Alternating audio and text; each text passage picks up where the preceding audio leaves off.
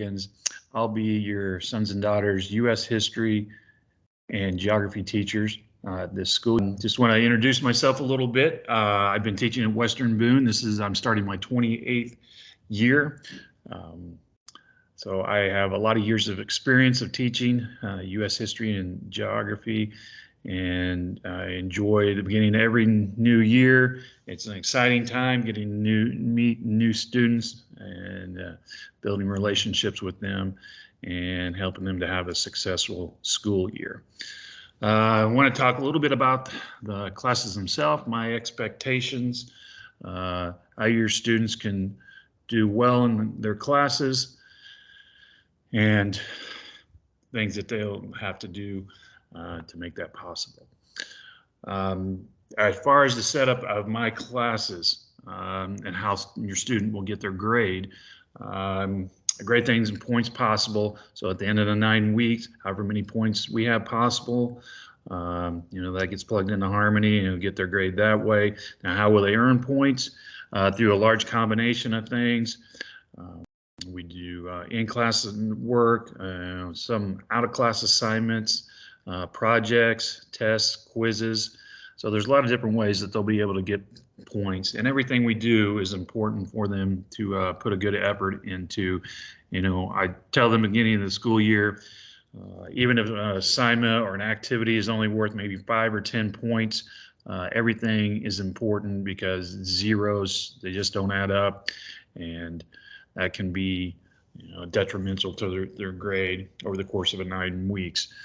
As far as homework, we'll not have a large amount of homework in either of the classes. Not to say that there won't be times where they may need to do something outside of class, but the way I kind of set my classes up is that I try to give them an opportunity to get started on assignments in classes. That way, if they have any questions about an assignment, they can get that answered in class instead of versus them being at home and then maybe struggling to know what to do on a particular assignment, and then it may not get done that way.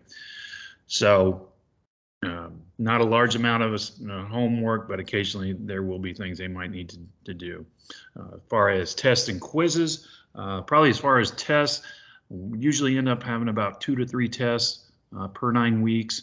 Those usually range of 40, 50, 60 points, kind of depending on the amount of material that the test is covering. Quizzes, geography classes will have more quizzes because we'll have map quizzes for each unit that we do. There will be a map quiz of some type, usually in the range of 15 to 20 countries that they'll need to know.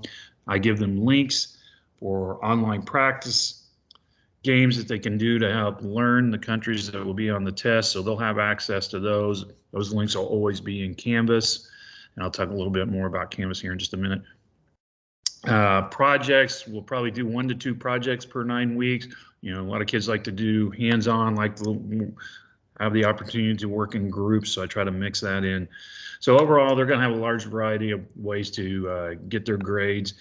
And like I said before, if they put a good effort into it and make the effort of getting everything turned in on time when it is due, then they'll end up with the grade that they want to have and would like to have in a class, and they'll be successful overall.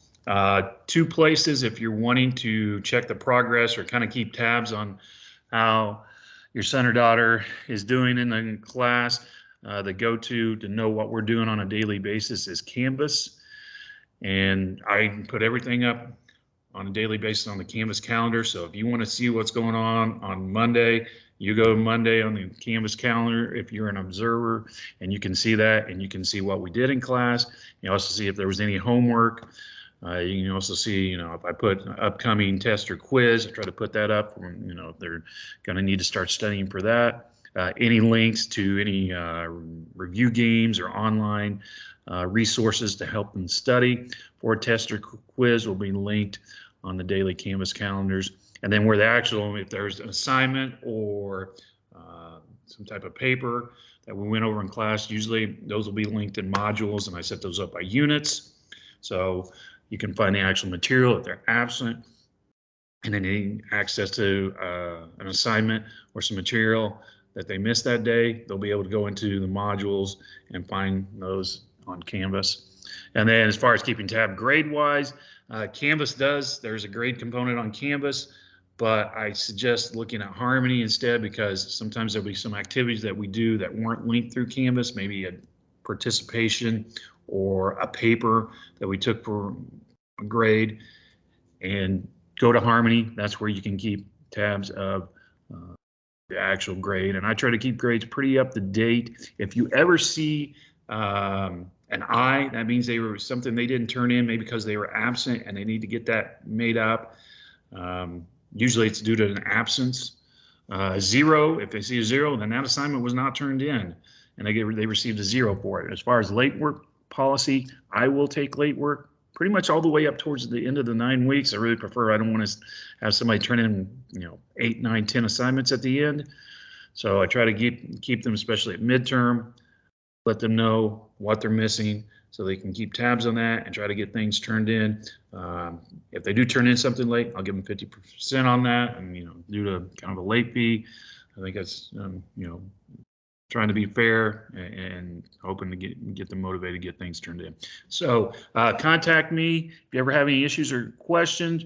My school email is mark.riggins@webo.k12.in.us, and then my phone extension is the school phone and 3022. So if you ever have any issues or concerns, don't hesitate to contact me, and looking forward to a great year. Thank you.